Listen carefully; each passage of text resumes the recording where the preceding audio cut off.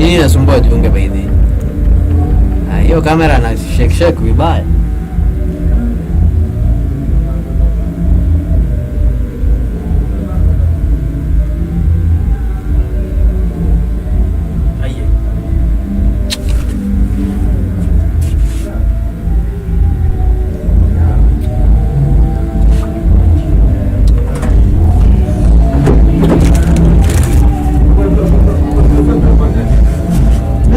Bado.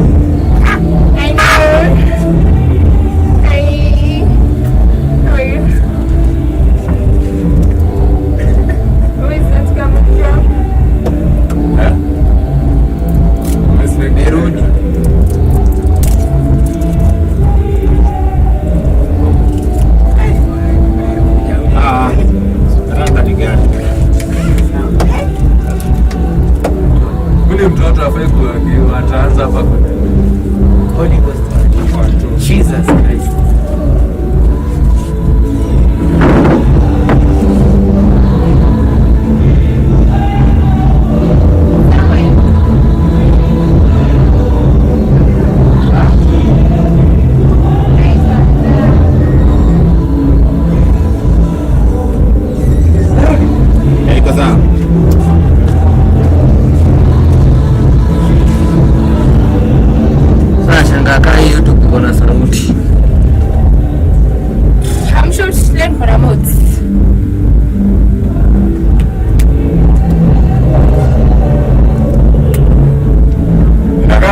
Sasa. Hey, how are you? You good?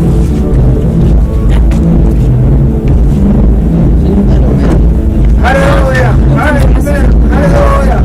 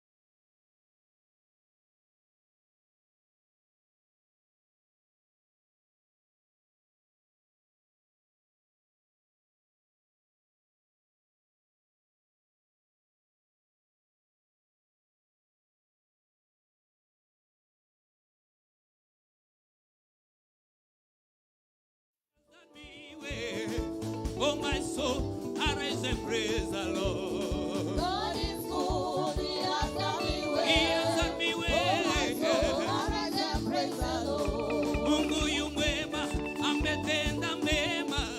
Moyo wangu mtukuze Bwana. Mungu yu mwema, ametenda mema. Ametenda mema. Mtukuze Bwana. Mungu yu mwema, ametenda mema. Bwana Mungu yu mwema, ametenda mema. Ametenda mema. Mtukuze Bwana. Mungu yu mwema, ametenda mema. Moyo wangu mtukuze Bwana. Mungu yu mwema,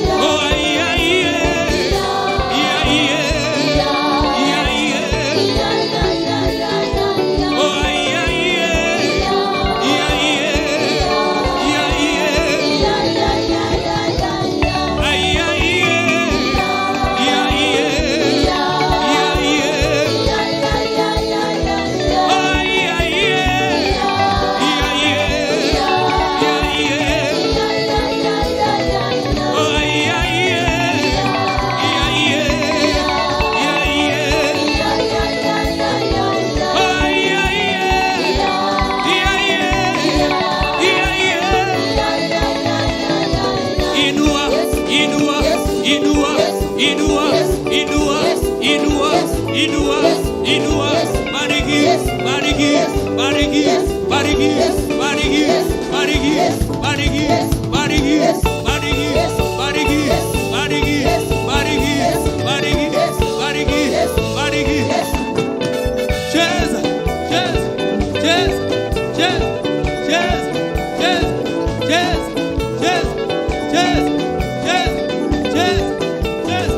Wapi vigele, gele, gele, gele kwa Yesu.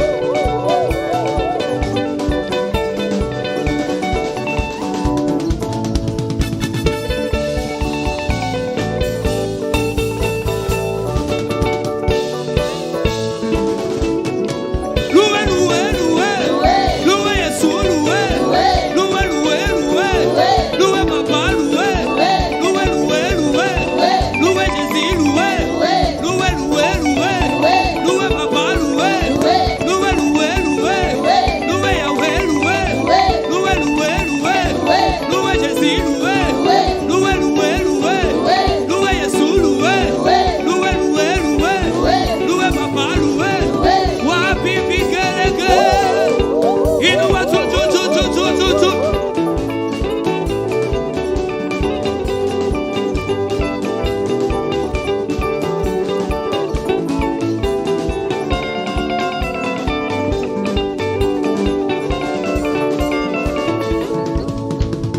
Oh, the other God, they are the works of men. You are the most high God. There is none like you. Oh, the other God. Oh, the other God. They are Yeah. the ones of men. But you only You are. are the most high God. There is none like you. There is none like you. Oh, the other God. Oh, the other God. They are the works of They are men. the ones of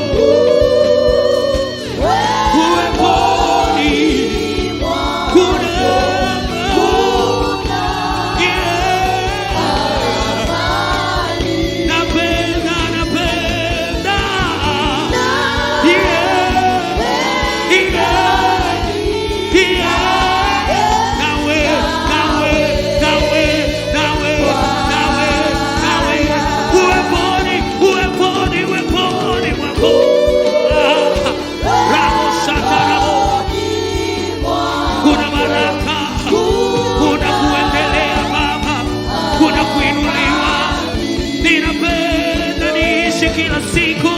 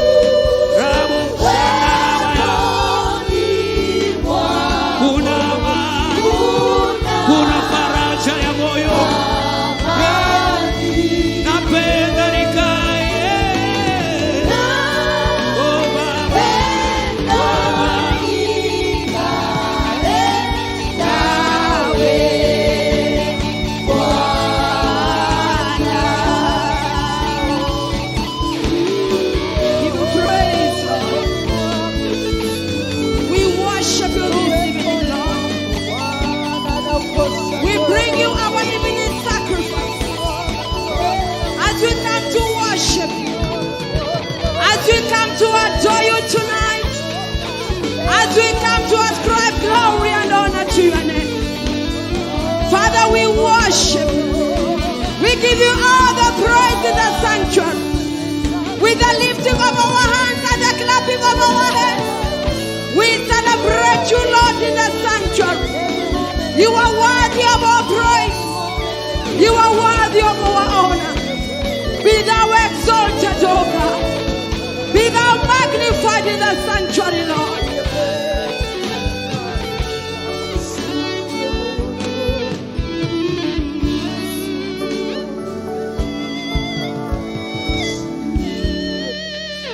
In Psalm chapter 27 from verse 4, David cried out and said, one thing I have desired of the Lord, that I will seek, that I may dwell in the house of the Lord all the days of my life, to behold the beauty of the Lord, and to inquire in his temple.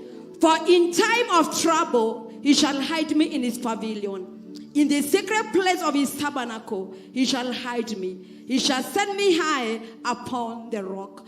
Just lift up your hands in the name of Jesus and tell the Lord, Father, once again, I present myself in your house, in your tabernacle, Lord.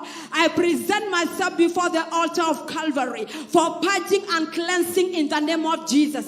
Somebody just lift up your hands and tell the Lord, Father, I enter into the Holy of Holies tonight. I enter, Lord, by the power in the blood of Jesus. I present myself once again through the precious blood of the Lamb of God for cleansing and purging tonight. I present myself tonight, my God, for consecration in the name of Jesus. Father, Lord, in Jesus' mighty name, we thank you, Lord, because of your power. We thank you, Lord, because of your presence in this place, oh God. And the Bible says, Abba Father, that your hand is not short to save, nor your ears, hear my God, deaf to hear our prayers. But our sins, Lord, have separated us from you. Tonight, Lord, in the name of Jesus, Lord, we run to the mercy seat, Lord. Oh my God, the Lord, we will obtain grace and mercy to help us, Lord, in the time of need. We present ourselves once again to the cross of Calvary, Lord. We present once again, Lord. We present ourselves once again for purging and cleansing tonight. In the mighty name of Jesus Christ, we ask you, the Lord, tonight, as the Bible asks in Psalm 24, who can ascend to the hill of the Lord? Only them that are hearts are pure and their hands shall not be lifted to any idols. Oh Father, Lord, tonight, in the mighty name of Jesus Christ, we invite the purging blood of the Lamb of God to purge us tonight. Oh, come on, somebody, just lift up your hands and ask the blood of Jesus to purge you. The Bible asks in Psalm 24, who can ascend to the hill of the Lord? Who can dwell in the temple of the Lord? We desire to dwell in the presence of the Lord, but there is a qualification. Who can ascend to the hill of the Lord? Only them that their hands are pure, only them that their hearts are pure, and their hands have not shed the blood.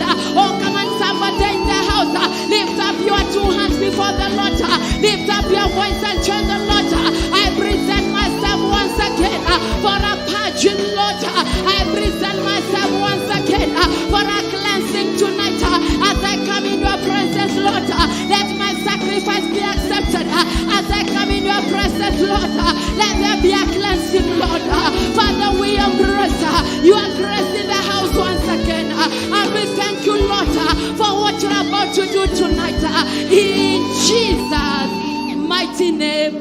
pray. Let me hear a powerful amen. We welcome all of us once again in this powerful service.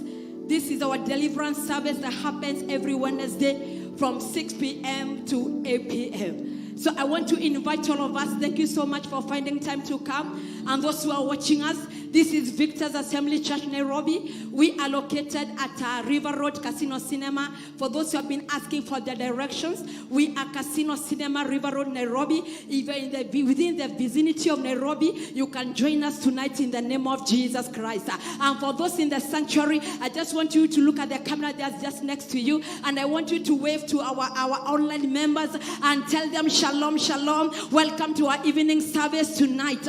And God is going to bless you. Are you excited to be in the house of the Lord? Are you excited to be alive today? Are you excited to be in the sanctuary with the clapping of your hands and shout of joy in the house?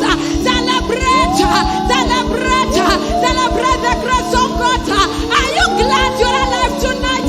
Are you glad you are chosen of the Lord? Are you glad you are in the house of the Lord? David said, I was glad when they told me that I've gone to the house of the Lord. Are you glad tonight? You are in the house of Papa. Are you glad tonight? Come on, somebody. I cannot see your joy. I cannot see your celebration. Forget about your muta. Forget about Shakata. Hey, Shakata. Clap your hands and celebrate. There is the Lamb of God. Hallelujah. Somebody shout hallelujah. Somebody shout hallelujah. Your hallelujah is looking for trouble. A powerful hallelujah. Hallelujah. Another hallelujah. Hallelujah. Amen. Give me Psalm 63. I want us to take one prayer. Then we take the announcements. And the Lord is good. Psalm 63. Rikoshata. Thank you, Jesus. Give me NKJ version so that we can go together. Father, we bless you. Psalm 63 from verse 1. Can we all read together? Our media department, can we project that even for our online viewers so that we can flow together in Jesus' name? 1, 2, go. Isaiah 63. Sorry, Isaiah 63. Sorry for that. Isaiah 63. 1, 2, go. Who is this who comes from Edom with dyed garments from Bozrah? This one who is glorious in his apparel, traveling in the greatness of his strength. I who speak in righteousness, mighty to save. Why is your apparel red and your garments like one who treads in the winepress? Verse 3. I have trodden the winepress alone, and from the peoples no one was with me. For I have trodden them in my anger and trampled them in my fury. Their blood is sprinkled upon my garments, and I have stained all my robes. Verse 4 powerfully now.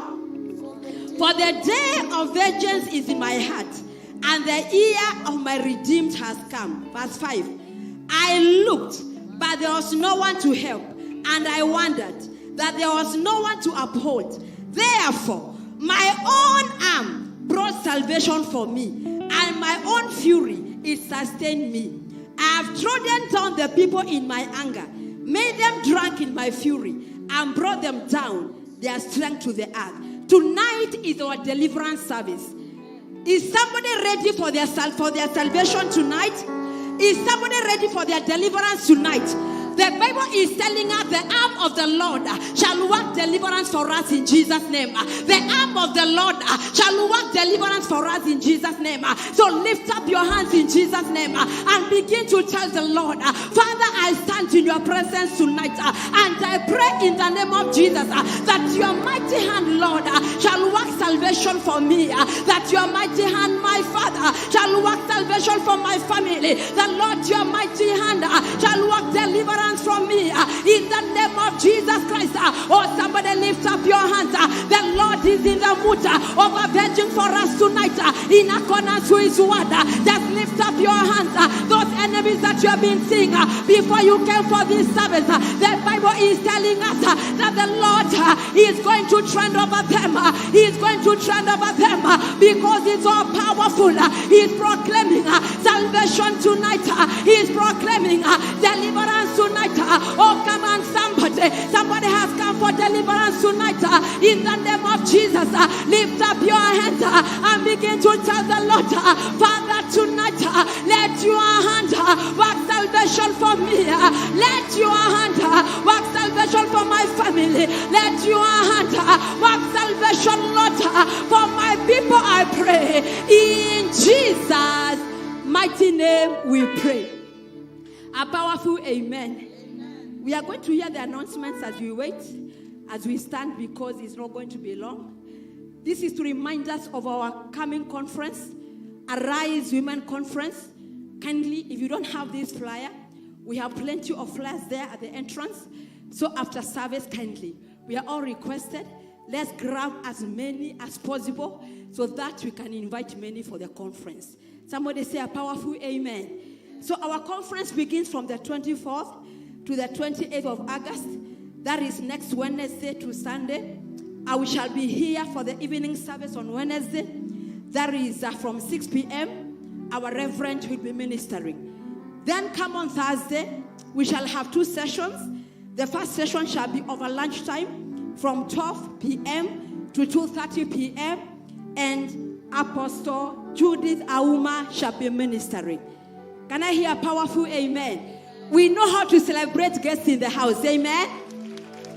Then again in the evening on Thursday, we shall have another session from 6 p.m. to 8 p.m. And our guest speaker, Apostle Judith, shall continue ministering in Jesus' name. Hallelujah. Then come on Friday, we shall have guest speaker, Apostle Jennifer Obadiah, ministering to us over lunchtime, 12 p.m. to 2:30. And again in the evening from 6 p.m. to 8 p.m. Can I hear a powerful amen? So on the Wednesday evening, we shall have Minister Edith Werimo. Our guest singer shall be Minister Edith Werimo. On Thursday, our guest singer shall be Emma Omonge. And then on Friday, our guest singer shall be Anastasia Mukaboa. Can I hear a powerful celebration? Hallelujah. Then come on Saturday, all single girls, single ladies. You have never been married. You are a single mom. We shall have a workshop from 11 a.m. And then in the afternoon, we shall have a session for all the married women. Then come, and then at 5 on Saturday, we shall be having praise festive. Amen. Can we celebrate? Better. So on Saturday, our guest speaker shall be Diane Masinde. So all the single ladies, those who are not married, and all the single mothers, we shall be meeting exactly from 11. And then in the afternoon, all the marrieds, we shall be meeting. And then in the evening, we shall be having a praise festive in Jesus' name. Can we celebrate God for that fact? Amen. Can we celebrate God for the grace of God upon our reverend? Amen. And then on the big day, that is on Sunday, we shall be having only one service from 10 a.m. And our Papa will be in the house. Hallelujah. We look forward to that day, and we know that God has something mighty thing for us, and we are glad that God has made this conference for us. Can we celebrate better in Jesus' name?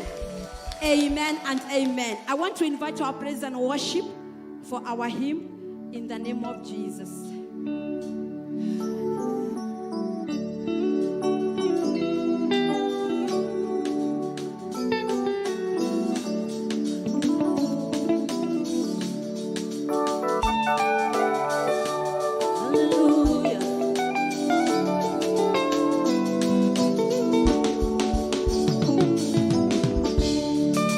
Nionapo amani kama shwari,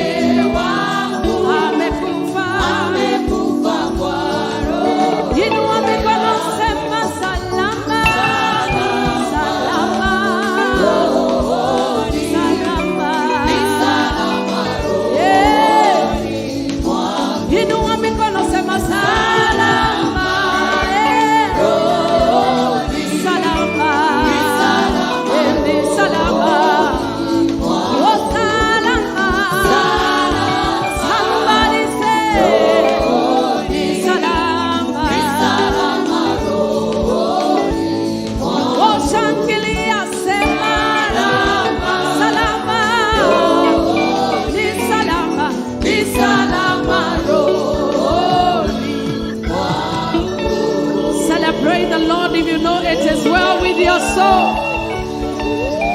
I mean, celebrate the God of all creation. Celebrate Jesus. Amen. Job chapter 34 and verse 29. I want us to take one prayer point for the nation and then we go to the next level. Tell your neighbor for me, there is enough grace. There is enough power to deliver you from every shame. In Jesus' mighty name. I appreciate some Twitter on these monitors. Job 34 verse 29. Job 34 verse 29. Let's all read the word of God together. The Bible says, when he gives quietness, who then can make trouble? And when he hides his face, who then can see him? Whether it is against a nation or a man alone. 2 prayer points out of that. Number 1 is that, Lord, do not hide your face from our nation. When he hides his face against a nation or against a man, nobody can be able to show goodness or kindness to that nation. Let's lift up your voice and begin to pray that Jehovah God, do not hide your face from Kenya. Do not hide your face from our nation. Do not hide your face from our nation in the name of Jesus. Open up your mouth and begin to pray. Prayer must be decisive, aggressive, and intensive. Lord, do not hide your face from Kenya, Lord.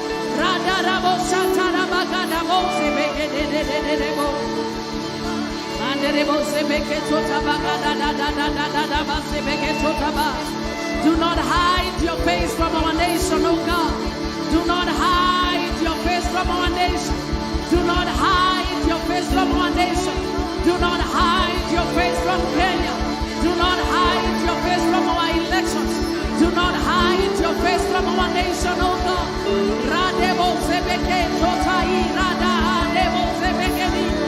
Don't hide your face, oh God. Do not hide your face from our nation. Do not hide your face from our nation. Do not hide your face from our nation. Lord, we pray, Lord, look upon us with mercy. Look upon us with grace. Look upon us with your eye of mercy. Look upon us with your eye of mercy.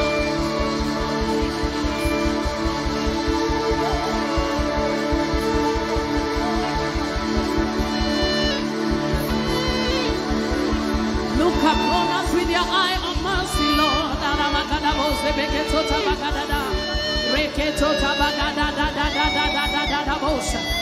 In Jesus' name do we pray. Lift up both of your hands. And I want you to be intentional about this prayer.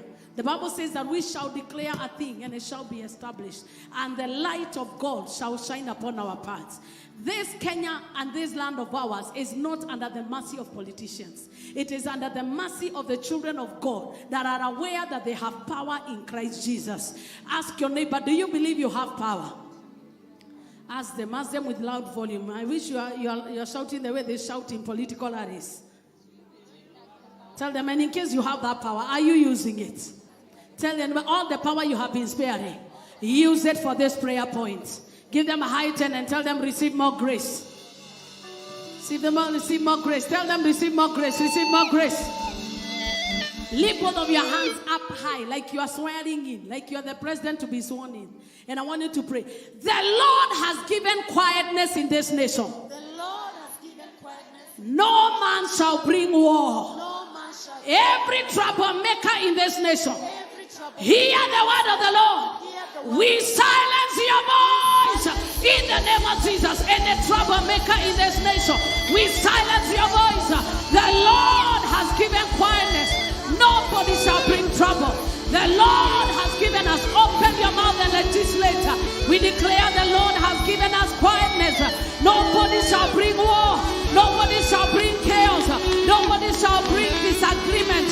Nobody shall bring confusion. The Lord has given us peace. No power shall bring trouble in the name of Jesus. We disempower the power of politics. We take away the power of the masses. We take away the power of the imagination of men. The Lord has given us quietness, nobody shall make war. The Lord has given us quietness, nobody shall make war. The Lord has given quietness, nobody shall make war. The Lord has given quietness, nobody shall. Now begin to deny them permission. We declare any troublemaker, we deny you permission. We are not political. From whatever side, any troublemaker, whether in our police forces, whether in our political system, whether in our legislature, whether in the IEBC, we declare in the name of Jesus, we in Arabo Shataga. The Bible gives us the power to bind and to loose. Bind the tongues of troublemakers. We bind their tongues in the name of Jesus. We declare the Lord has given quietness in this land, such as we have never seen before. We have never seen such peace after an election. It is the Lord that has given us this quietness. We declare no man shall bring war.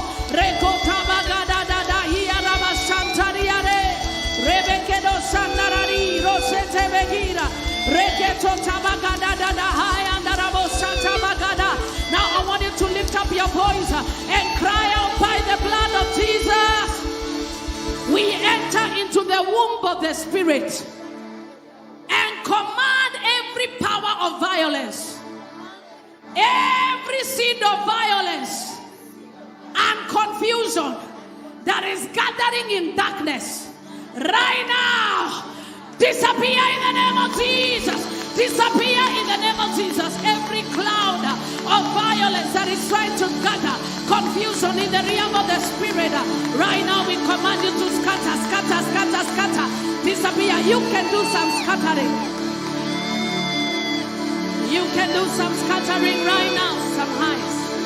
Rabagadabo sebeke tota bagadada.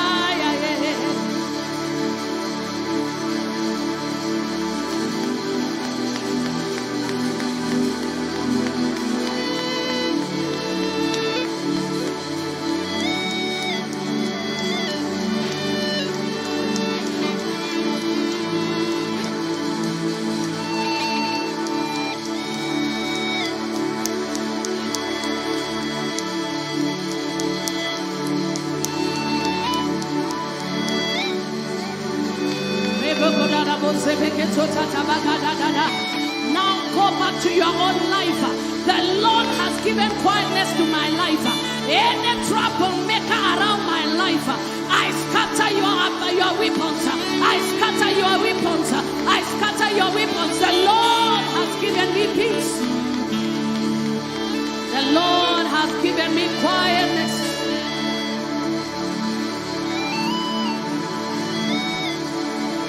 So shall it be in Jesus' name. Lift up your voice and just say, oh, Prince of Peace, we worship you. This kind of quietness is not human made. Nobody can bring it. Nobody is too soft spoken in such a time as this. It is God that has given us quietness. Open up your mouth and appreciate Him. Come on, lift up your hands. Let your praise be active. We have never seen such kind of quietness. It is only the doing of the Lord. It is marvelous in our eyes. We give you credit, Prince of Peace. We give you credit, Prince of Peace. You are the one that has brought quietness, and therefore no man shall bring war. We were afraid, but He has quieted us. Oh, we were hidden inside, but the Lord has revealed us. Open your mouth and give Him glory, acknowledge Him. Let Him know that He alone is worthy. Let Him know that He alone is the owner of this peace. You are the one that owns this peace. No government can give this peace. No police force can give this peace. No legislation can give this peace. No human will can give this peace. It is only you that is responsible. Therefore we give you glory and we give you credit. We shout for joy in your presence. We celebrate because you're the Prince of Peace. We announce you as the Prince of Peace over Kenya. Reign in your power. Reign in your majesty. Reign in your wisdom. Reign in your glory. Come on, give Him praise. Give Him praise. Give Him praise. Yeah. Come on, celebrate the Prince of Peace. If your legs are still working, come on, give Him shout. Celebrate the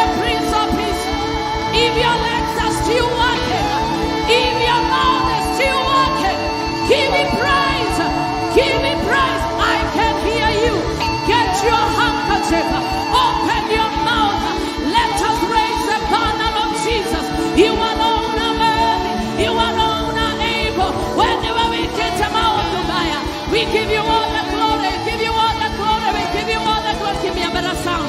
Give you all the glory. Give you all the glory. Give you all the glory.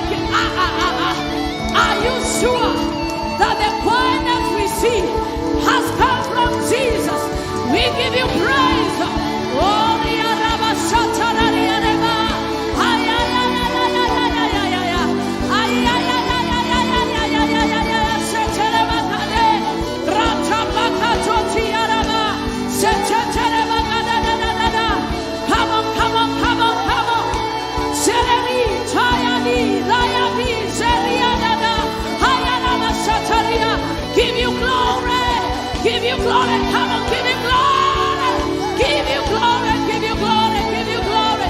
Give you glory. Give you glory. Give you glory. Sechatataba. Jesus. Jesus. Jesus. Come on, call the name of Jesus. Call the name of Jesus. Jesus. Jesus. Jesus. Jesus. You're the Prince of Peace. We praise your name. We praise your name. When you keep quietness, who can make trouble? When you keep peace, who can make war?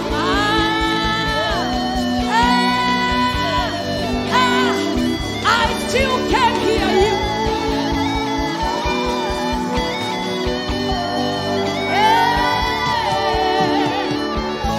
Jesus.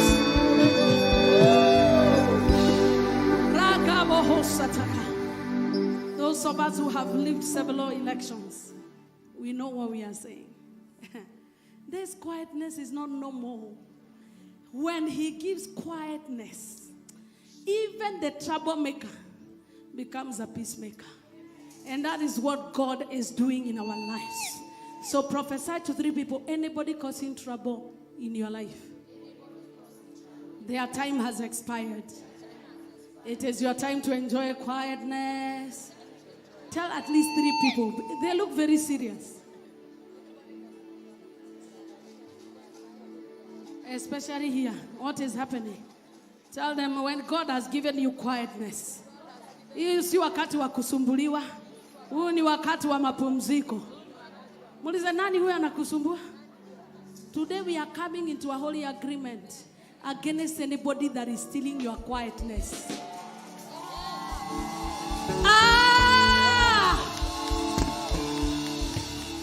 Muulize jirani yako nani anakusumbua, niambie.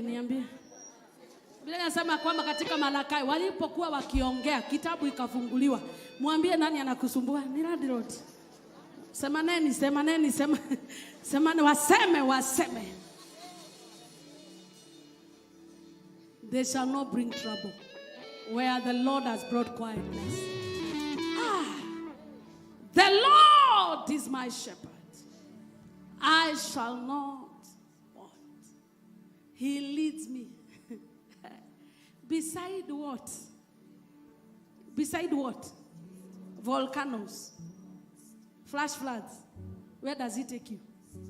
Tell me about still waters. Hey, and then verse 3, what does he do? He restores. He leads me. For what? Even if it is not for your sake, for his name's sake, he will bring quietness in your life. I wanted to lift up your voice and say, what is this noise I'm hearing? What is this noise I'm hearing? I shall hear you no more. Ilikuwa mchezo, lakini kuna mtu atanyamazisha kelele. In this service. I say in this service. Verse 4. Yeah. Let's read together. 1 to go. Yeah. Though I walk through the valley of the shadow of death, I'll fear no evil. For who? No, because your uncle is with you. Kwa sababu serikali iko na wewe. Kwa sababu uko na kazi. Why? Your rod. The what? Ooh, valleys of death are many. And you will walk through them. But you will not feel them. I bring you into this world but you are not of this world. I have manufactured a microclimate that you are going to enjoy in the midst of crisis. It is called peace and quietness. Tell your neighbor, enjoy peace and quietness in every area of your life. Tell them that noisome pestilence I'm hearing in your finances. Peace be still. Peace be still. Peace be still. Peace be.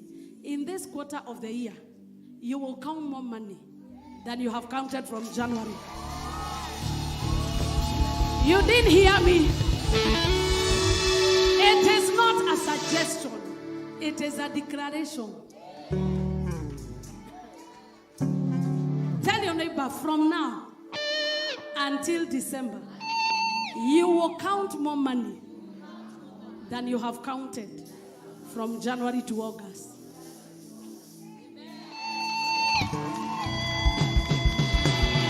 The way you are celebrating.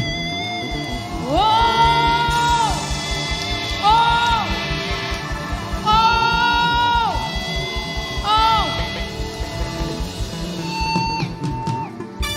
Don't ask me, how shall this be? Seeing I have no job.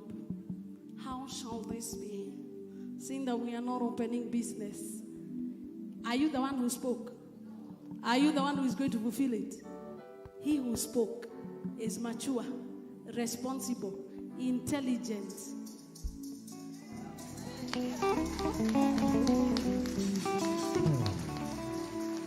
What does he do? You prepare.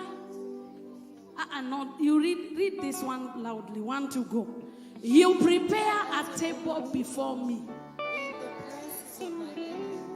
Wait. Who prepares a table? So is it your responsibility to answer troublemakers and your enemies? Whose job is it? And what does he do? He will prepare a table. Prepare a table. A table. Kama huku kuna meza, hata bingu kuna zitateremuka.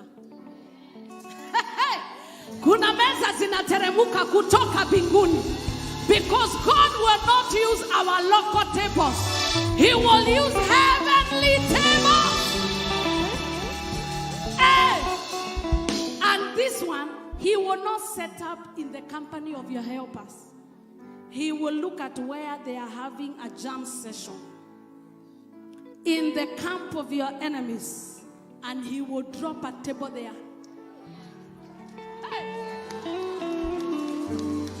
And because you are from above, and only one who is from above can eat from the table from above, they will watch you, but they can't sit. I don't know whether you've heard me. And that will be the beginning of the quietness and the peace you will see. There can never be quietness and peace unless the Lord lays a table. So I am preparing you so that you will be dressed for the occasion. You will have the right attitude.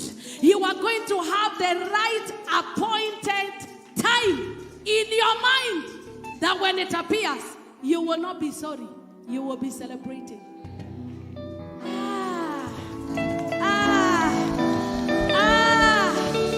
Ambia jirani yako, wakati wa kuaibishwa umefika mwisho. Tafuta watu wengine, ni miezi ngapi imebaki? August, September, October, November. Tafuta watu 5, mwambie wakati wako wa kuaibishwa umefika mwisho. Ambia number 2.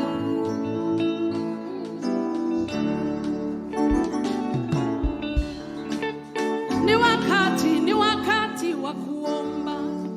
Ni wakati wa kuomba. Dunia inapotikiswa. Ni wakati wa kuomba. Tell your neighbor, ni wakati wa kupumzika. Wengine wakilalamika. Because we are not our own. I want you to say, I am not my own. I belong to my Father. And in the midst of all crisis, He has a table for me. I'll make room for 2. You and I, Jesus. You are all that matters.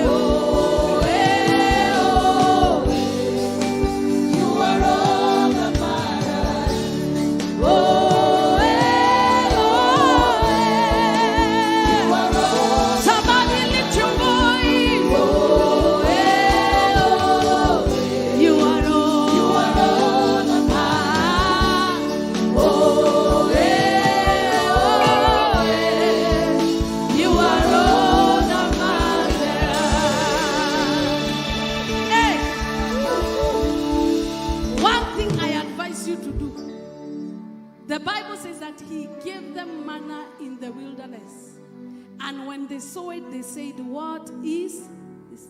The problem with most of us is because once we talk about a table, unaona miguu ine na bao. When God is saying he's laying a table, forget about furniture. Forget.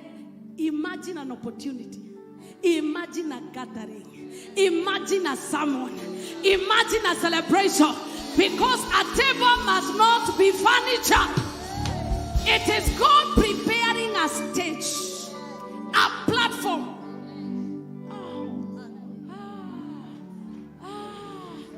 And the one who will be sending invitation cards is not you.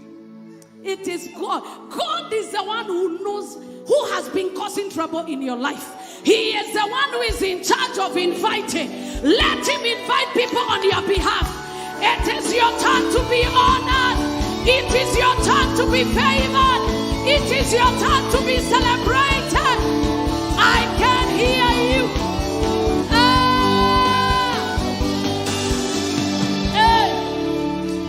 In fact, the more disqualified you feel in this service, the more qualified you are. Because there are people I'm saying that they say, how shall this be? The more disqualified you feel, the more the table will be enlarged. Because it's not about you.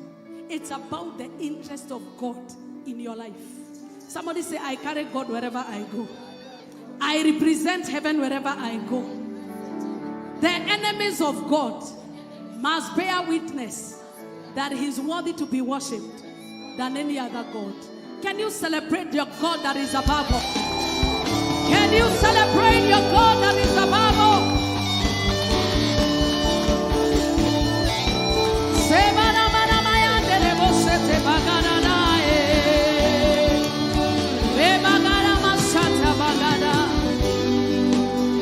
Thank you, Jesus. Father, I pray that as we continue to share your word and to pray, that there will be a sudden shift in somebody's life. That the quietness and the stability and peace they've been looking for will come without delay. And so shall it be in Jesus' name. We are talking about conquering the spirit of shame. Somebody say, conquering the spirit of shame. Today we are going to give shame a total knockout. I came carrying my men, so in case you don't have yours, you can keep it for until when the Lord will come. But I only came to declare to one that the Lord will kick shame on your behalf. Yeah. Hey. Isaiah 54 and verse 4. Give us on the screen.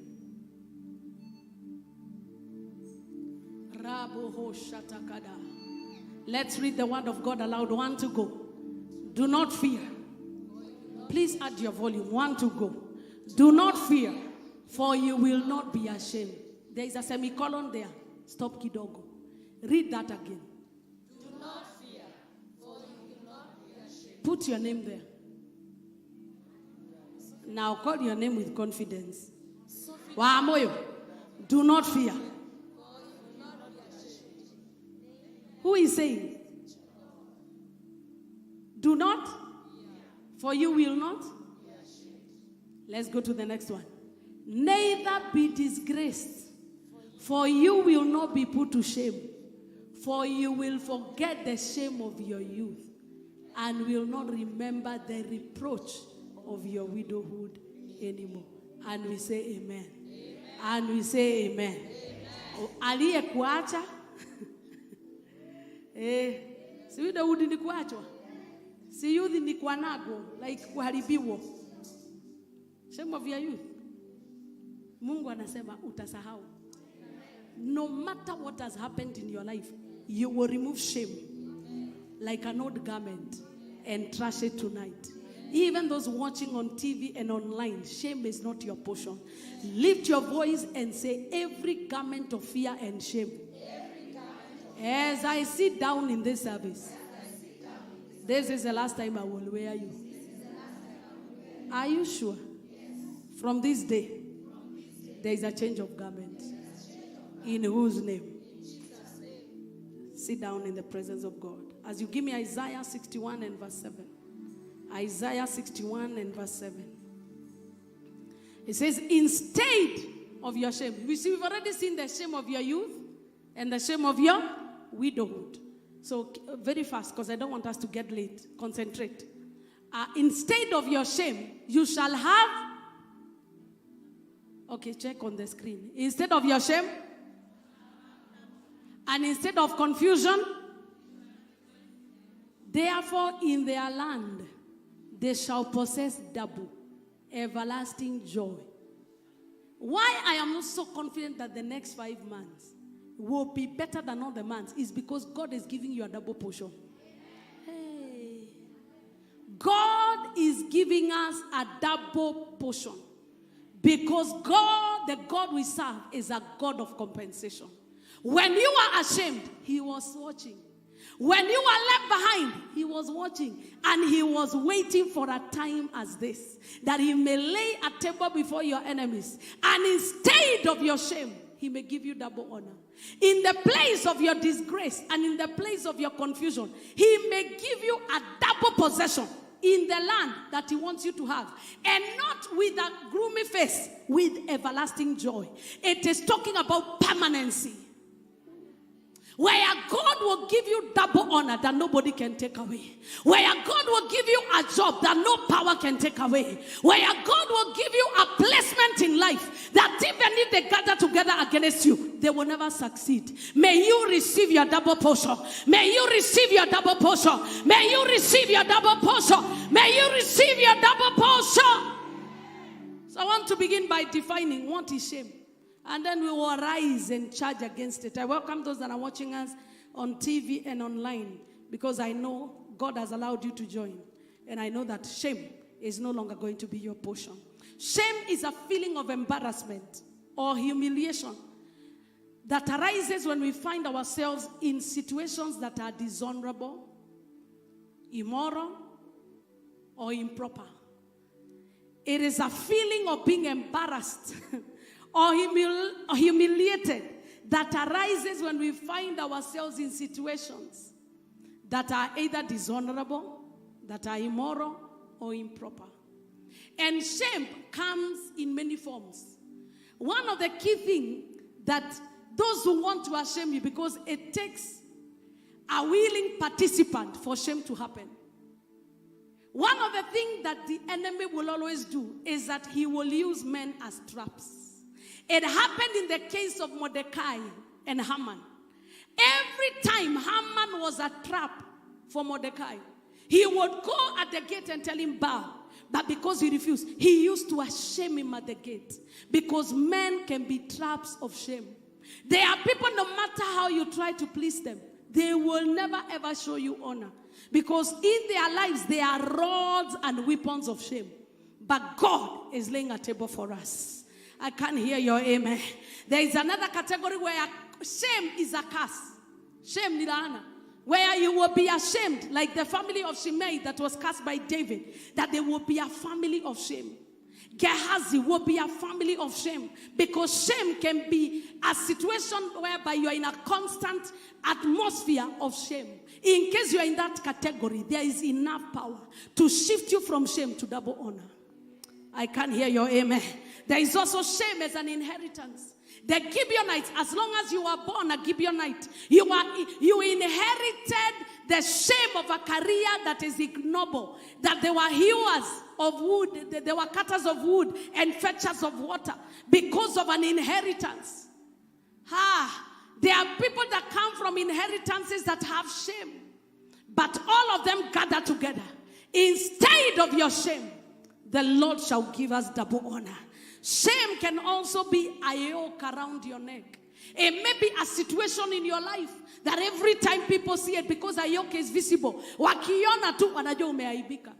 Maybe like for instance, it may be something that is so glaring that you can't hide it. Like for instance, if you're divorced or you're left publicly. No, everybody will know you are left. It is a yoke you hang around your neck. And everybody will see you. They will say, this is a blind Bartimaeus. This is a lame so-and-so. This is a divorcee so-and-so. This is a sickling so-and-so. It is a yoke around your neck. But I came to also announce good news. That by the reason of the anointing, even the yoke of shame shall be destroyed. By the reason of the anointing, the yoke shall be destroyed. Lift your voice and say, every yoke of shame around my destiny, by the reason of the anointing, you are already destroyed. I think I'm preaching good. I think I'm preaching good. I think I'm preaching good. If you're in agreement, shout the yoke of shame. I disown you in this service. Double honor is my portion. Everlasting joy is my inheritance. In whose name? And shame can also be as a result of vengeance. The forms of shame as vengeance. There is shame that comes because somebody wants to pay you back for something that you did or something that was not done. And there are some of us that the shame we are facing is because of our debt. One of the key things that the enemy can use to bring shame in your life ni madeni. Ambia jirani yako hiyo roho ya madeni lazima ikuachilie. The way you are very quiet, I'll preach when you're standing. You better tell your neighbor, for me, roho ya madeni lazima ikuachilie. Na ni wakati wa kuangalia mahali deni inakujia. Ukiona inakuja, anza kutoroka. Because madeni na shame, they are twin brothers. There was a wife of a prophet. When the prophet died, it had no respect. Ya kwamba huu ni mke wa nabii. Makaduhushta. Like we are told by Pastor Mother, speaking in tongues in capital letters. But shame attached itself to that woman to an extent that her children wanted to be auctioned. But I love it because there is a covering against shame.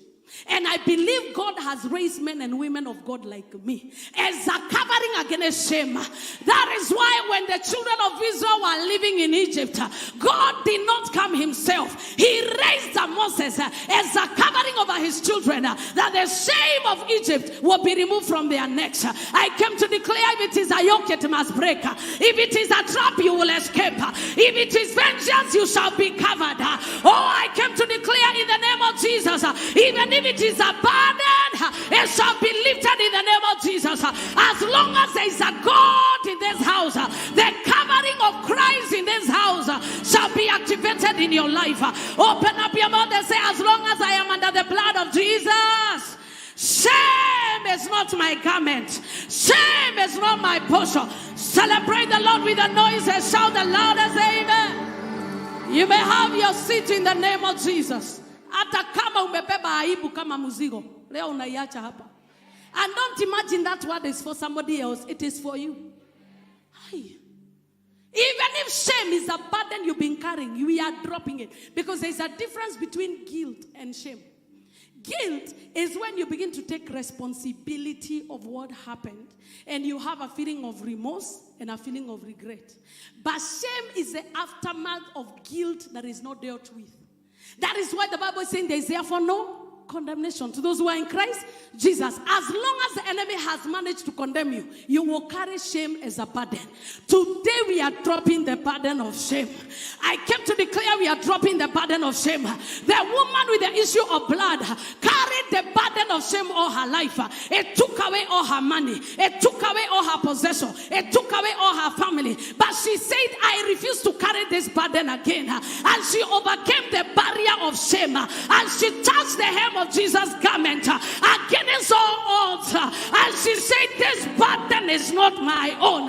I am going to touch the hem of his garment, and shame must drop. And I assure you, as the Lord liveth, that woman was healed. There is virtue in this house to deliver you from the burden of shame. You will not carry shame again.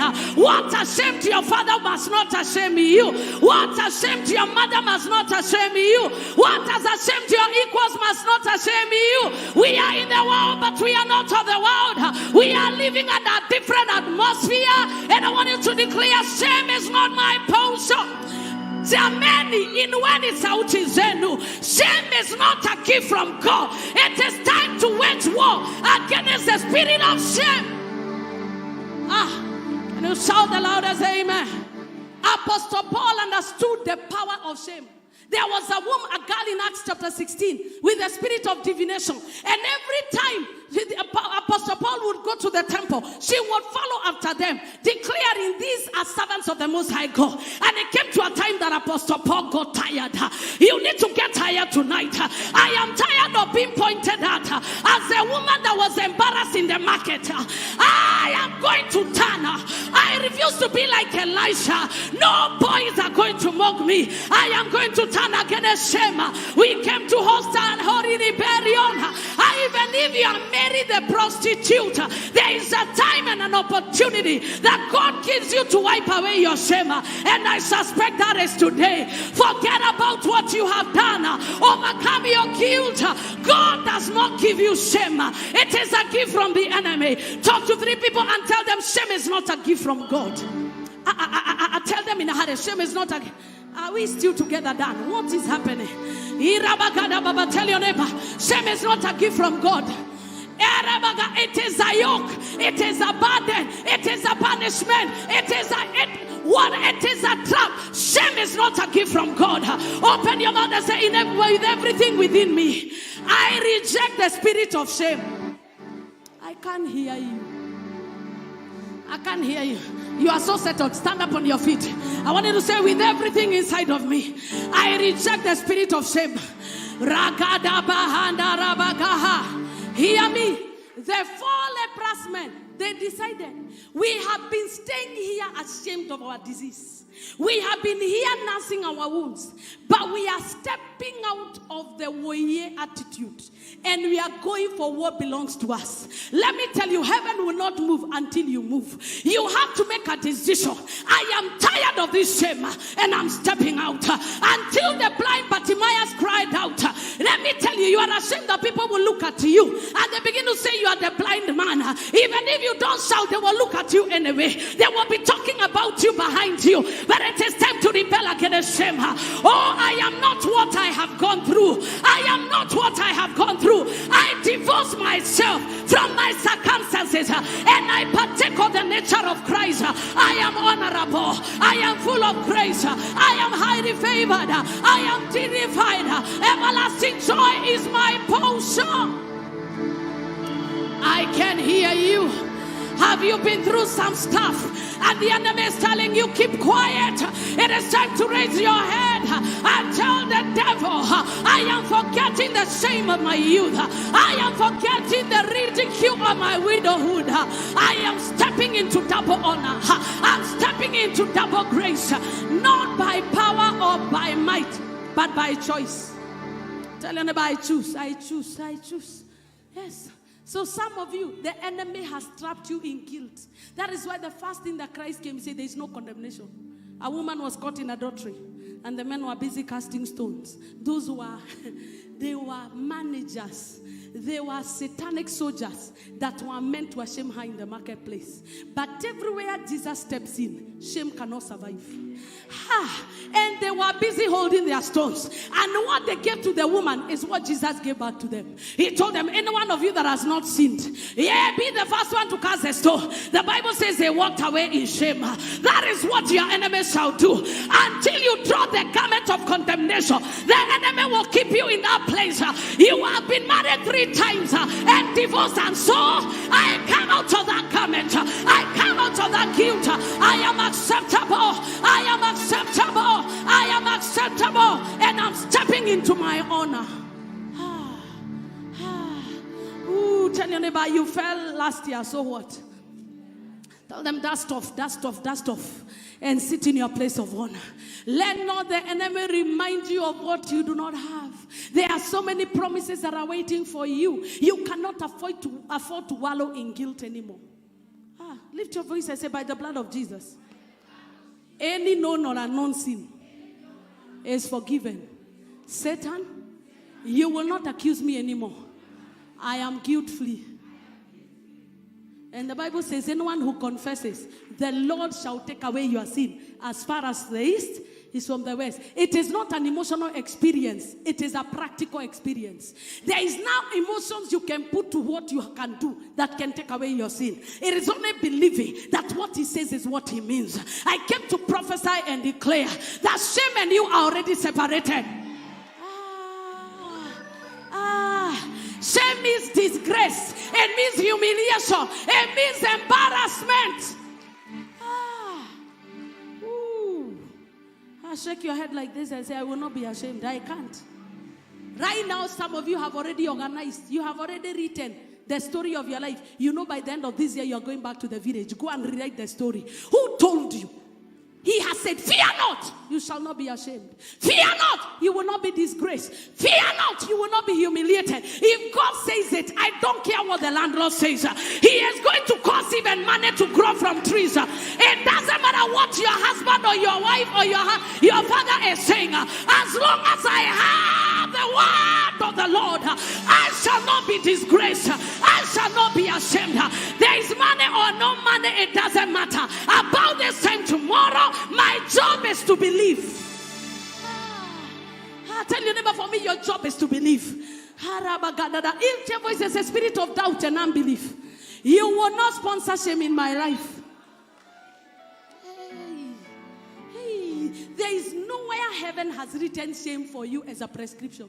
Nowhere. Hizo madawa za aibu, hizo prescriptions. Ulitoa wapi? There is nowhere. The Bible says that Jesus in Hebrews, what he went to the cross and despised the shame, that you may never be ashamed. He was undressed before the whole creation, that you may be dressed up. If you continue living in shame, you are a disgrace to the death and the resurrection of Jesus. Somebody say, I'm not a disgrace. I am a son of honor. I am not a disgrace. I am a son of honor. I am not a disgrace. Tell yourself, this is a deliverance service. This is not a crying service. This is a service of dominion. I want you to look at yourself and say, there is nothing in me to be pitied. Look at yourself and say, there is nothing in me. There is nothing in me. My experiences cannot produce shame. They'll produce strength and fuel for the next level. Hata kama uliaibishwa hadharani, God will wipe away the picture of your shame. He has said, I will remove the shame of your youth. Haijalishi ulifanya nini. Biblia inasema atapanguza na akuvalishe nguo uitwe mheshimiwa. Na sio baba yako anafanya hivyo, sio pastor wako anafanya hivyo. Ameapa na jina lake. For my name's sake.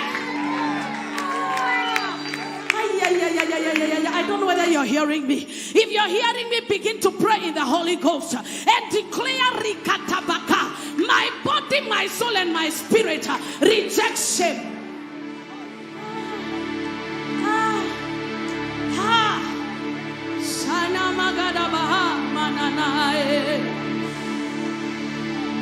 In Jesus' name we pray.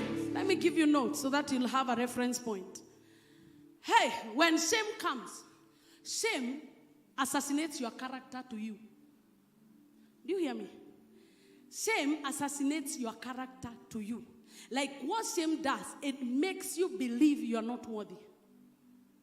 When shame is in your life, it makes you believe you're not honorable. When shame comes, you begin to withdraw because you begin to feel nobody needs me. When shame enters your life, shame has a way of making you start to behave like the rejected. Even before people reject you, you disqualify yourself.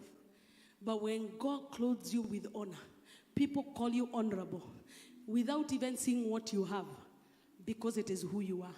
Honor is not what you have. Honor is who you are.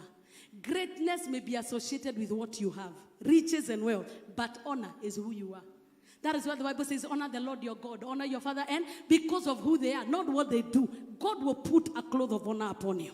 I can't hear your amen. You shall not be ashamed. Job 8:22, he has promised. Job chapter 8 and verse 22. Those who hate you will be clothed with shame. Let's read the word of God together. Want to go?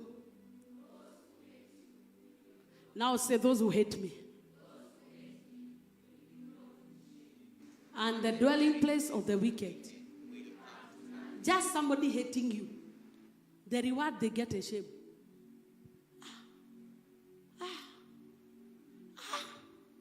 Somebody looking at you, Manira.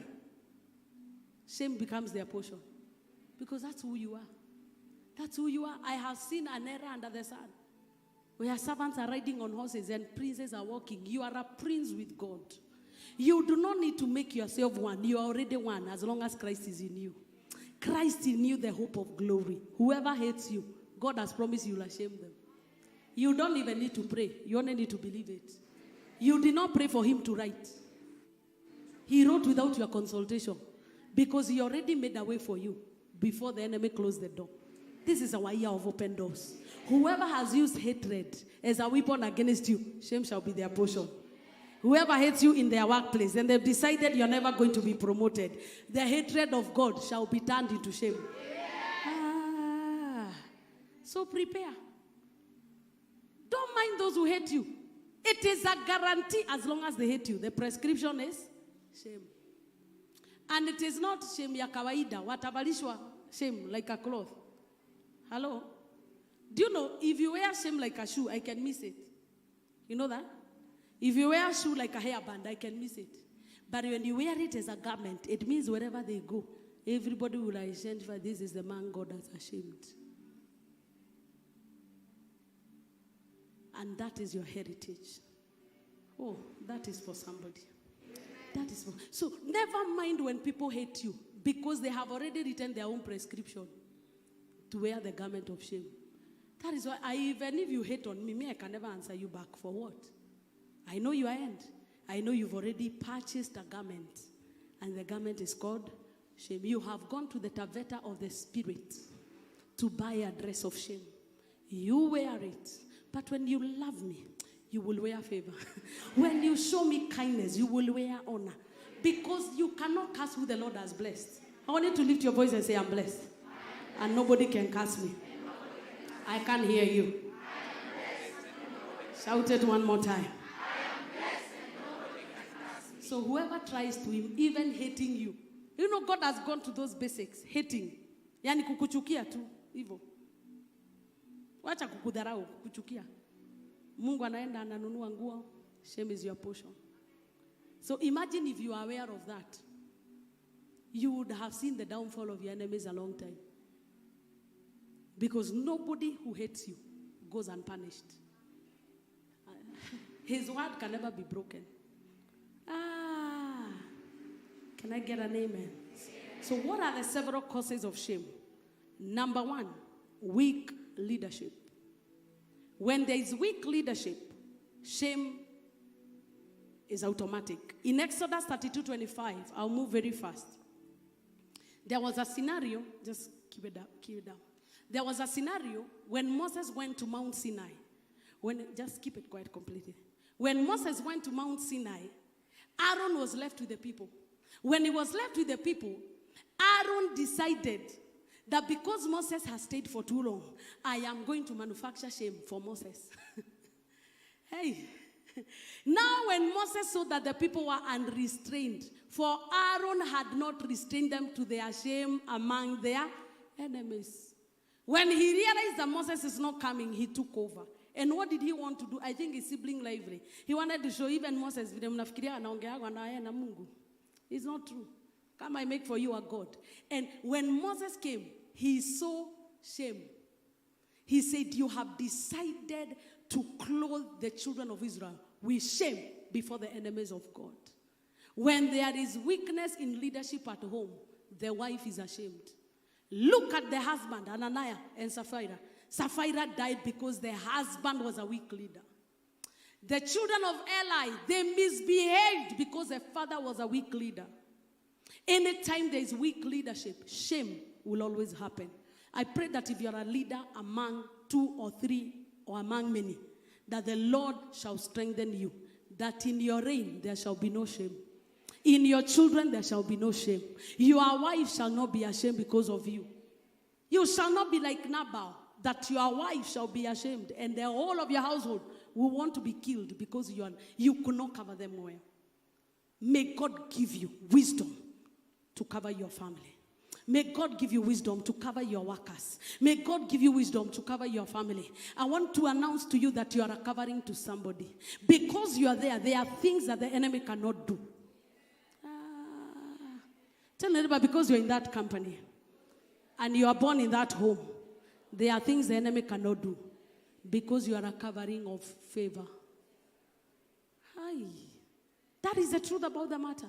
When Moses left and Aaron was left with the people, suddenly the enemies could see their shame because of weak leadership. If you don't work on yourself, you will harvest a harvest of shame. Because whatsoever you sow, you shall harvest. Number 2, personal carelessness, where you are careless about your life. Failure to tame your carnal desires. And a good example is Samson. In Judges chapter 16, if you read from verse 4 to 21. Samson, the Bible says, and Samson went down to Gaza. And to the valley of, Sorek, she saw a woman called Delilah. And the woman pestered him for like 4 times until Samson gave in. If you do not tame the desires of your flesh, it is a trap that the enemy will use you to shame you. Can I get an amen in the house? Tell neighbor, you must tame the desires of your flesh. Yeah, the flesh wants the things that are of this world. But if you don't tame the flesh, the end result is shame. For the wages of sin is death. When Adam and Eve sinned in the garden, the Bible says that God asked them, who told you are naked? Sin makes you naked, and nakedness is what we are calling shame. You shall not be naked in the marketplace. You shall not be naked in the name of Jesus. Shame shall not make you vulnerable. Personal carelessness. So Samson continued loving Delilah until to a point that his hair was shaved. After the hair was shaved, the next episode is what really annoys me.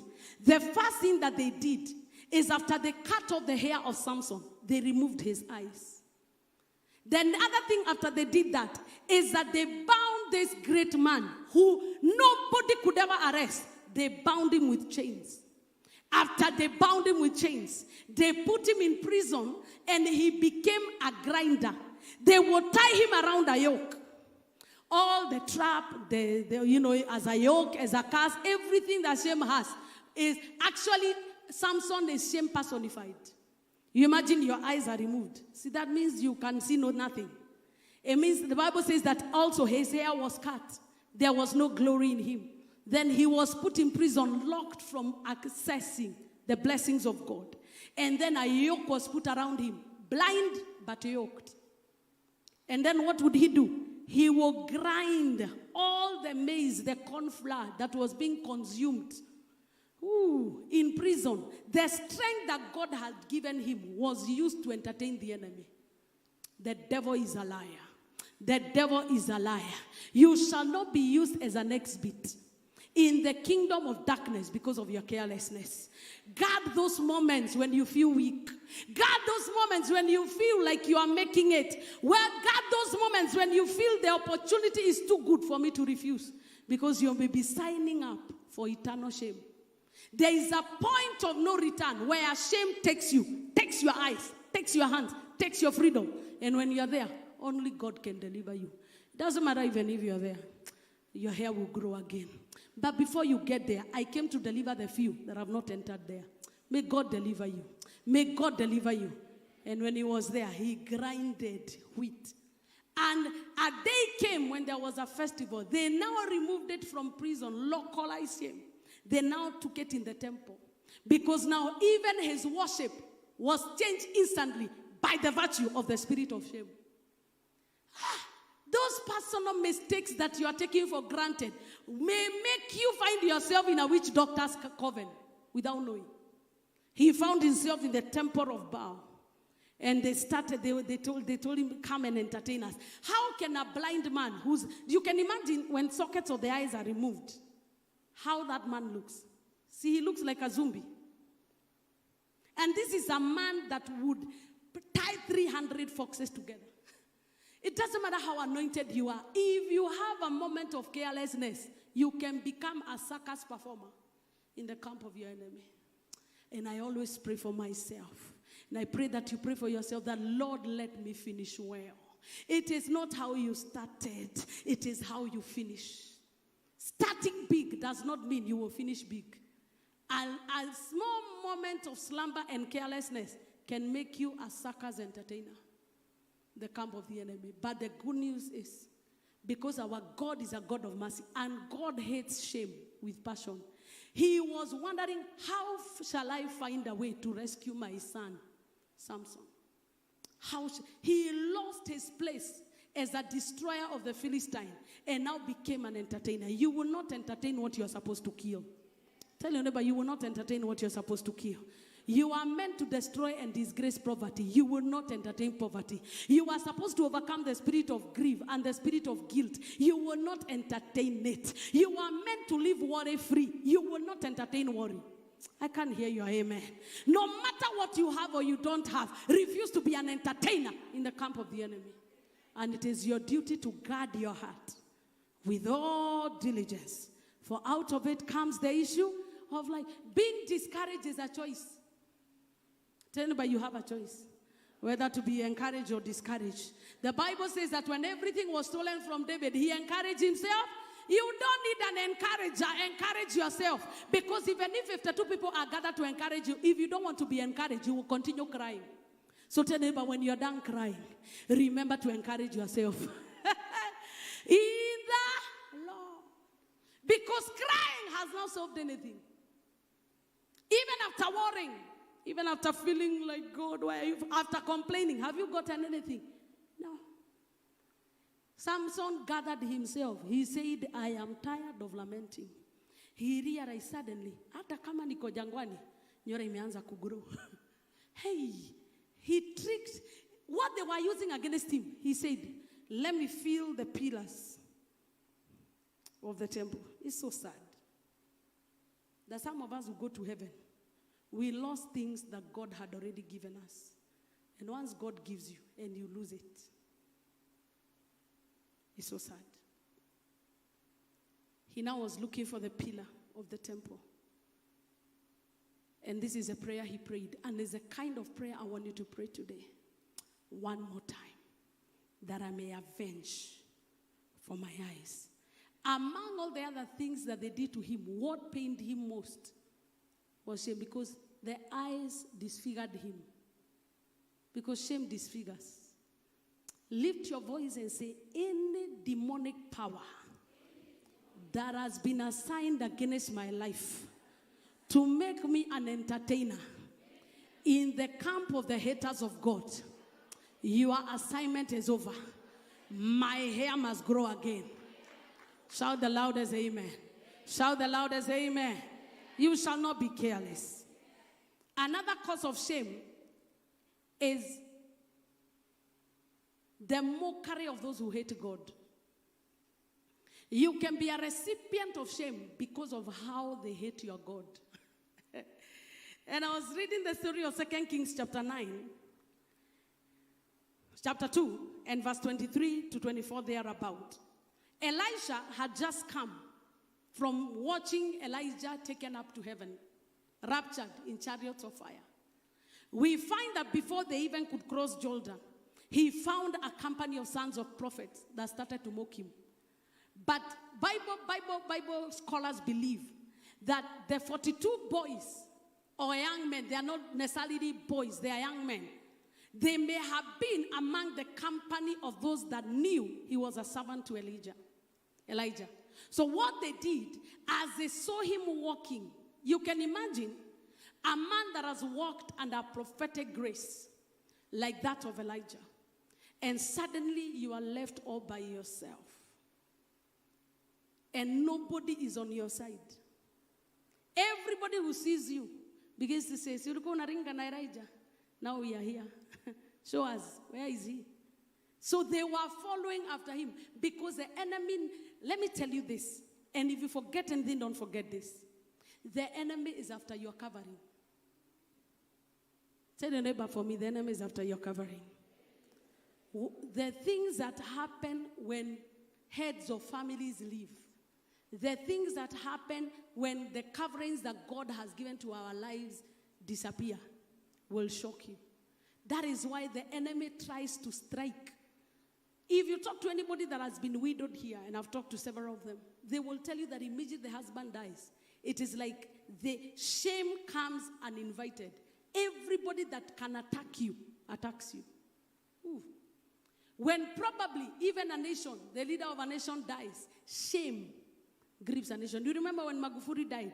We all felt vulnerable. The enemy is after your covering. When the covering is gone, that is when the mockers arise. That is why I told you that no matter what happens, let there be a Moses who will speak over your life. Ooh, because God raises, one of the garments that God gives you is our prophets and men of God as a covering. There are prayers you don't need to pray as long as you are under a good covering.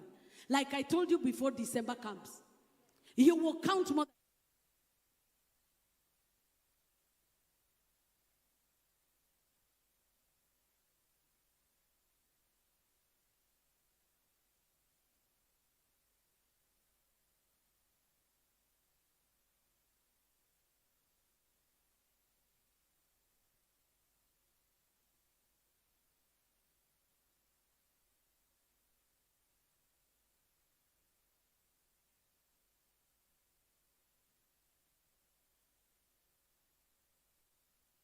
It is not your duty to worry where money will come from. There is a provision in every house. Shida yako ni ujuaji mingi. You are covered but you still want to say mani yangu. Jiachirie, ambia jirani yako jiachirie. You are in this house. The Jesus we preach is a Jesus of prosperity. The Jesus we preach is a Jesus of long life. The Jesus we preach is a global Jesus. He will take you to all the nations of the world. The Jesus we preach is an intellectual Jesus. He will open up your mind to understand things that you have never thought about. I can hear your amen. He will give you positions of honor, and it is not a prayer point. It is a covering issue. Somebody say, I'm covered, I'm covered. Hey, the Bible says, give them double honor. The minister, the warden, doctrine. And then he has said, for your shame, I'll give you double honor. So who is double honor? Coverings. Now the people who carry double honor. He told them that the one thing that I will do to show you that I don't like you, there will be no teaching priest. There will be no prophet. You will be on your own. Anytime you're withdrawn from the covering of a servant of God that God has assigned to you, you have signed up for shame. And that is why when John the Baptist got offended in Jesus, shame became his bedfellow. There is no way you can hide because men of God are coverings. I am not marketing myself. There are many men of God. Hallelujah. So the issue is, how are you positioned? So the boys knew that this man is vulnerable. But what they did not know, that when Elijah left, Elisha had been persuaded to come out of the covering. He refused. There will be people who will tell you, get out. But people will persuade you to come out. Hata wengine watakwambia kuja nikupe pesa, mnachukulia aje. But even me myself, I will give you permission to go. That's what Elijah did. Even Jesus, he called the disciples, told me, Peter, do you want to stay with me also? Or do you want to go? And then he asked Peter, do you love me? 3 times. Kama ndio ananiuliza maswali ya ujinga aje, anakaiyo kanisa yako, hayo kanisa. It's true. That's what you'd have done. But let me tell you, because there is what a spiritual covering can do for you. Even if you went for 90 days of fasting fululizo, it will not achieve. Because double honor is not a gift. It is a placement by covenant. And covenants are unbreakable. And it is your duty to follow your Moses, not vice versa. Sasa kwa nini nawafundisha mambo kama hii? Tell anybody it is your duty to follow. It is not the duty of Moses to encourage you. Caribbean, Pastor is doing the two. Me, in fact, I would discourage you. Why? Because I want to know if the heart is right. Because if the heart is wrong, you'll be like Gehazi. You will be going after me, generating curses. For to whom much is given, much is. You can imagine the risk that Moses took to take 3 million people on his shoulder. They are the very people who made him not get into Canaan. It is a risk that every genuine man of God carries. So when you're covered, Stay calm. Tell your neighbor, stay calm, stay calm. And obey and just be positioned right. Because when you're positioned right, there are most of you who can testify. When you came here, things started working. And now after you are established, you begin to say, hey. And nowadays I know how to pray. It is not because you know how. The covering is enabling you to pray. Because men of God carry atmospheres. Ooh. That is why the Bible says wherever Jesus went, he went doing good and healing the sick. Why? Because he carried an atmosphere around him of heaven. Because he came in a legal way. I'm talking about legitimate men of God. I am talking about legitimate men of God. I am talking about right living men of God. When you are covered under them, they don't even need to tell you are blessed. Just staying under them commands a blessing. But your heart has to be right. Tell your neighbor, your heart has to be right. Tell them your heart has to be right. Your heart has to be right. So the 42 boys, they saw Elijah. And they started, bald head, kiparangoto. They did not know that while they were away, he received a double portion. So the Bible says he turned and he cast them. It is not men who had Elijah. It is 2 bears. 42 boys, 2 bears. How that massacre. Can you imagine 42 people torn by 2 bears? Those were not bears. In every prophetic grace, they are wild animals. They are devourers that are attached around me. That's why it says, touch not my anointed.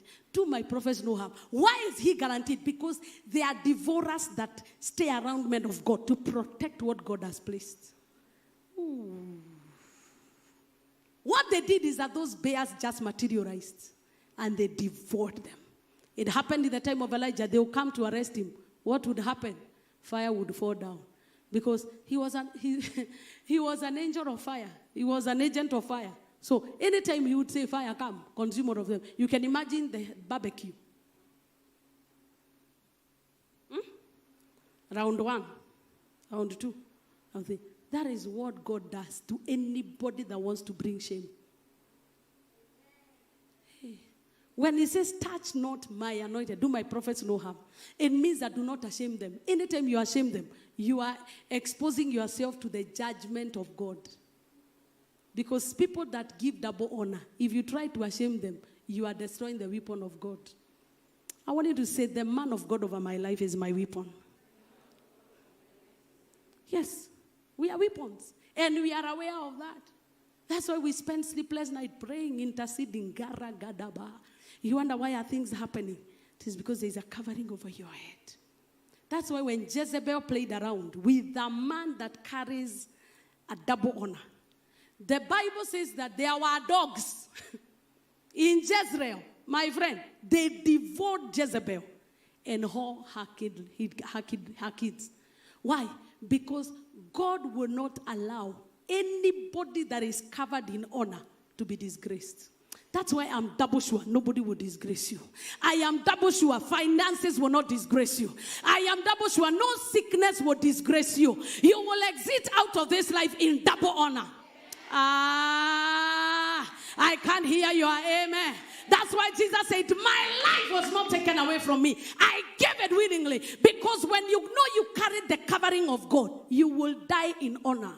Aragahasha. I came to punish every enemy of your honor.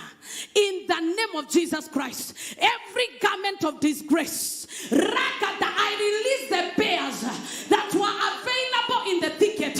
Let them devour the enemies of your glory. In the name of Jesus Christ, just like dogs lick the blood of Jezebel, I release in the name of Jesus Christ, let there be a heavy massacre against the enemies that are sponsoring your shame. Whoever has said they will kill you, they will destroy you, they will shame you in broad daylight, let heaven arise. I can't hear your amen. Open your mouth and say, haters of my God, wherever you are conspiring against me, be devoured in the name of Jesus Christ. Haters of my God, there are people that hate your God so much.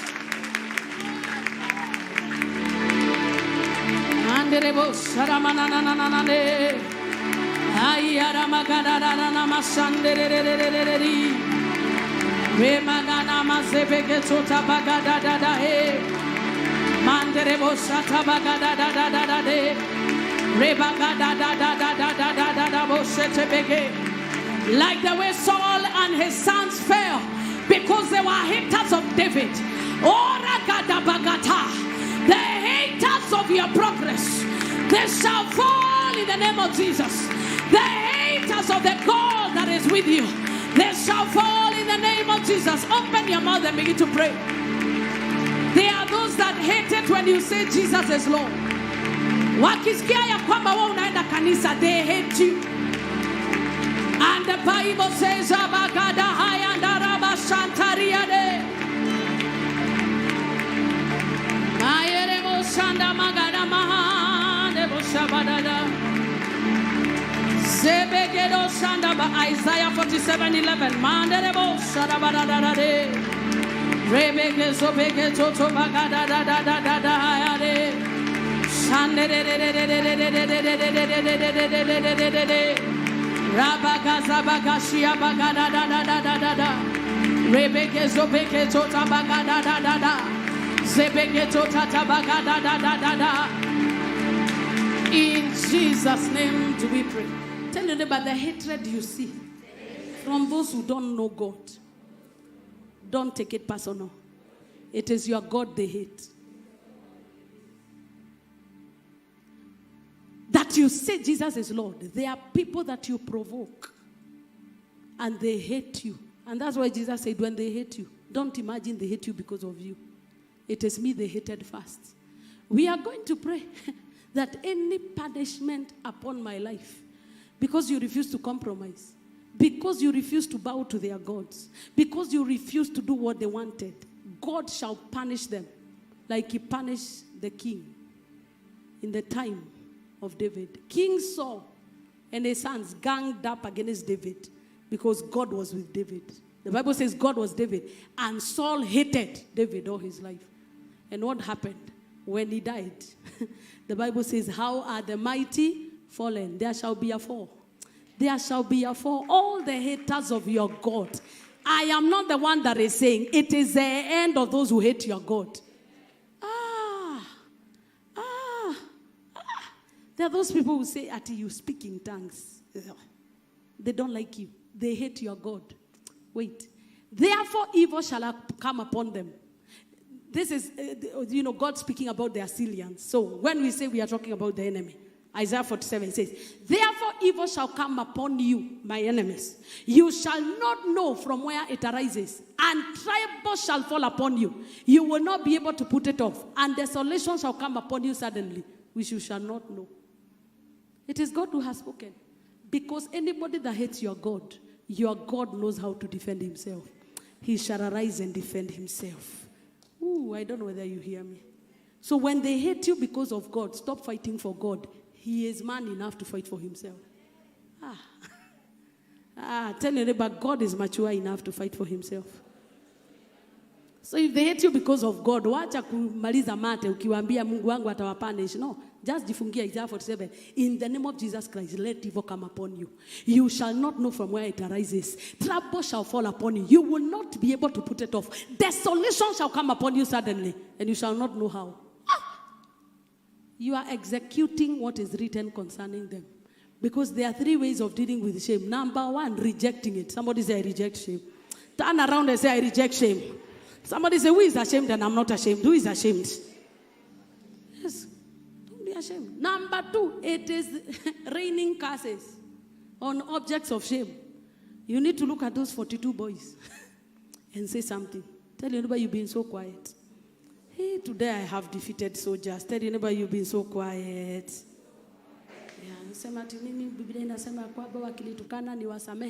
No, God hates shame. Kuna wale hawajui. Yesu alisema wasamehe hawajui. Lakini nijue you want to manufacture shame for me. Kata gadoshta. Mragadoshti bigaga. Before shame arrives at my door, you will be devoured. How are the mighty fallen? Their shame even is still a testament in Mount Gilboa until this day. The Bible says that David said, how are the mighty fallen? Upon Mount Gilboa, there shall be no dew. There shall be no rain. And unto this day, even if you go to Mount Gilboa, hakujawahi nyesha. Kuhakikisha hiyo aibu ilikuwa permanent. That is how God deals with the enemies of your glory. Sijui kama tumeelewana. The only mistake that Saul did is hunting after a lover of God. Continue loving God. Continue loving God. Trouble, evil shall come upon, they shall not know how. Do you know what Saul did? He just forgot about the covenant that was there between the Gibeonites and the children of Israel. They did not know. They actually had to go to ask God, what did these people do? They were told it is because Saul broke the covenant. Whatever will finish the wicked is already manufactured. I don't know whether you hear me. Whatever will give you vindication is already prepared. The Bible says, and the Lord shall avenge for you. He knows how to comfort those that are righteous by avenging you and troubling those who trouble you. There is trouble that is coming suddenly upon those who hate you for Christ's sake. As long as it is the Jesus in you they despise. Let them despise your looks, that's okay. But if it is the Jesus in you they despise, they will face his wrath. They shall not be counted innocent. That's why they were told when you go anywhere, if they don't receive you, because you went in my name, withdraw peace from them. Because God does not, even in the ministry, nobody is permitted to show us shame. Nobody. It is not permitted. Tell your neighbor, nobody is permitted to shame you. Nobody. No matter their size, their category. Nobody is permitted. I wish you know how God hates shame. You would hate it with equal passion. And anybody who sponsors shame, you should give them back to sender. Lift up your voice, and I want you to pray this prayer. Father, in the name of Jesus, I have heard and I have believed that any shame in my life is not from you. Therefore, in the name of Jesus, I cast every source of shame in my life. Take 2 minutes and cast it. I cast the source of financial shame. I cast the source of marital shame. I cast the source of this medical shame.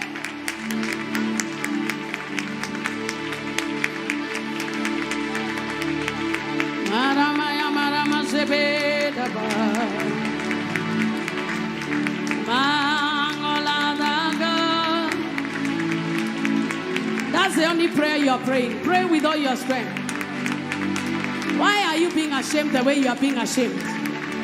God is not responsible. Cast the source of that shame. Is it financial shame?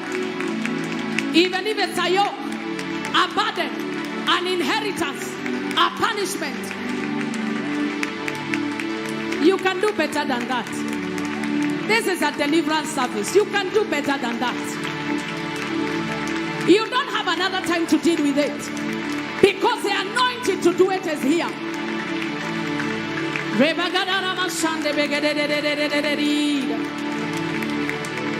Don't be like the cripple around Bethesda waiting for somebody. Do it yourself.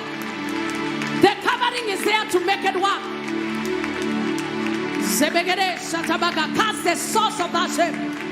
If you are generational, if you are from my weakness, if you are from haters of God, if you are from witchcraft altars, Rabekedo Satabahanda Riazebegedo Sata Ria Bagagaga. Kuna watu wanakuchukia mpaka wamepeleka jina lako kwa waganga. Will you let them shame you? Will you allow them? And the power has been given to you. Will you allow them? Will you allow them? Will you allow them? It is time to arise in warfare.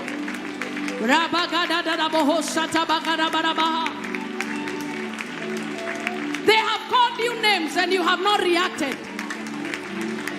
They have done you injustice and you've not reacted. Until when shall you allow the enemies of God to go unpunished?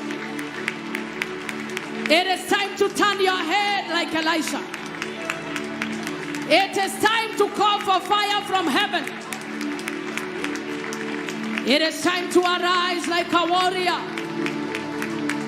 It is time to hold the pillars of the temple. Unleash your holy anger against the Philistines. Now that your hair is growing again, don't let them go unpunished. Dathan and Korah, that are mockers of your anointing, let the earth open up and swallow them. That is the true gospel. God hates it when you are ashamed.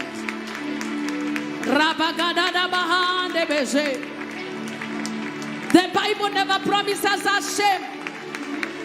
Maya mama, shame is a weapon of darkness. Radebo shata bagadada haye. Pengine shetani hutumia pesa kukuaibisha. Shetani hutumia relationships kukuaibisha. Behind every shame there is an evil altar. Yeyote anaenda kwa waganga ili kukutengenezea aibu. Yeyote akona miungu ya sanamu. Yeyote anahirisi. Yeyote ana manukato ya kishetani ya kukuletea aibu na masaibu. Katika jina la Yesu. I still feel we need to pray. You better open up your mouth and fight for your life.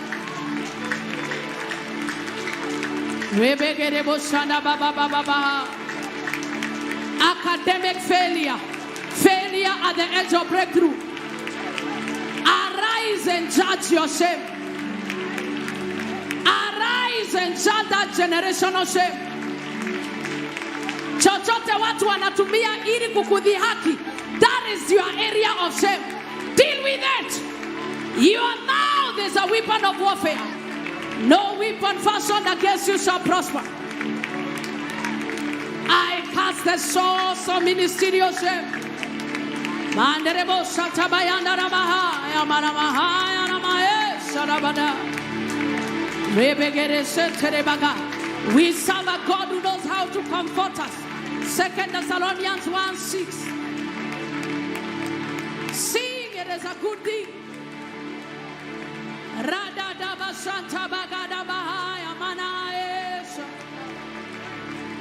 I want you to roar like a lion until you say enough is enough.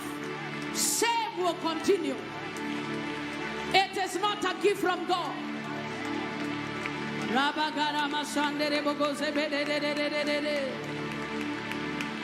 Anywhere they have gathered, the 42 boys. Anywhere Jezebel and his prophets have gathered to shame you. Kila mkutano ya kukuaibisha, they shall assemble but not by me. Wherever they assemble, they shall scatter 7 directions. Why are you conspiring evil against the Lord and against his anointed? Wherever they gather against you, they shall fall. Rabagada de sete begedede. Kila matayarisho ya aibu manamangana de sete begedede. Hata kama wameungana kwa mamilioni na maelfu, Biblia inasema ya kwamba wataanguka 10,000, wataanguka 1,000, lakini haitakukaribia. But it is your duty, child of God, judge those who have an agenda to shame you. Rebegero shatabaga. Ingia kwa hiyo ofisi. Nyamazisha hizo midomo. Nyamazisha mbinu zao. Ingia kwa familia. Yeyote anataka kukutoa nguo. Yeyote anatumia pasi yako kukuraba uzebegedo. Rede masandariade. Rede soteteriade. Rebagara masariade. Rana yana na mosetete. Seeing it as a righteous thing. With God to repay you tribulation. Those who trouble you, God will repay. Open your mouth and declare a thing and it shall be established.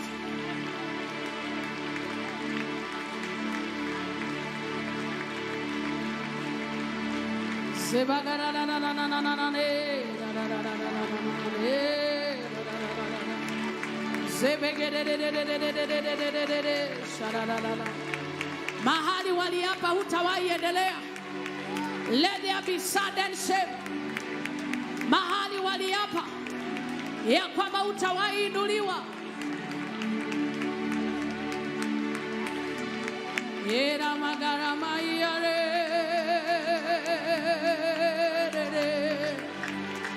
I still feel we need to break that wall of shame. Bado haijaenda. Bado haijaenda. Continue breaking it. Until you're tired. Until you're angry. It will not let you go.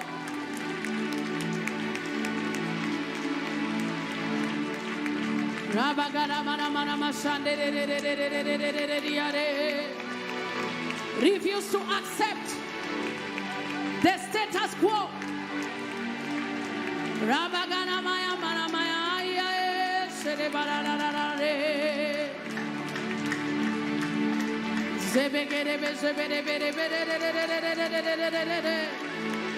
Yes, I feel it's breaking, it's breaking, it's breaking. Keep it up.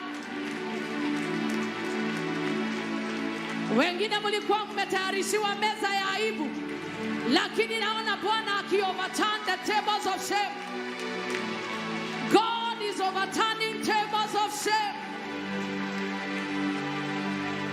Whether the economy is good or not, it is no enough reason for the enemy to shame you. That is why when Elijah came, there was enough oil to sell and pay debts. When there was no bread, there was enough supply of bread. Is there no God in Israel that my people are sick? Is there no balm in Gilead? Rayade Serebagada. Rebege Sotete Bagada de. Rebege Sondara Bayares. Ayana Mayana Ramazera. Begin to cry, let this covering work for me. Raya debo satariare, Serebagada da da da de. Zerererererere, zerererere. Walipokaa chini ya uongozi wa Musa na Musa alikuwa chini ya Mungu, waliulizwa viatu ziliraruka, mulikosa chakula, kuna yote aligonjeka, because God has enough to secure you from shame. Raya darabo satatatadaba. Ria bagara mama mama me serererererererera. Nakubaliana na neno lako. Don't fight this word. Accept it. Run with it. In the Old Testament, waliongozwa na Musa, viatu hazikuisha, nguo hazikuraruka, hawakukosa maji jangwani. We are already in Canaan.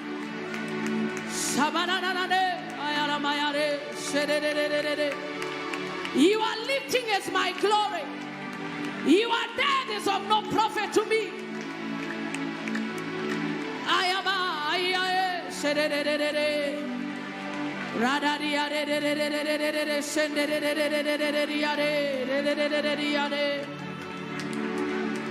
Those who are watching us online, you can give via the number 0722-712-918. The Lord God bless you and cover you with a garment of double honor. You will not be ashamed in the name of Jesus. You will not be disgraced or humiliated. There will be everlasting joy in your life, says the Lord. God bless you. God do you good as we see you again tomorrow, Shabbat, and Friday in our hour of prayer. And on Sunday, Bagade, Heshetebe, Regodo Sadabaga, Rebege Sotabagada, Regada Baha, Nere Zeketo, Shima, Naiare, Doziaba.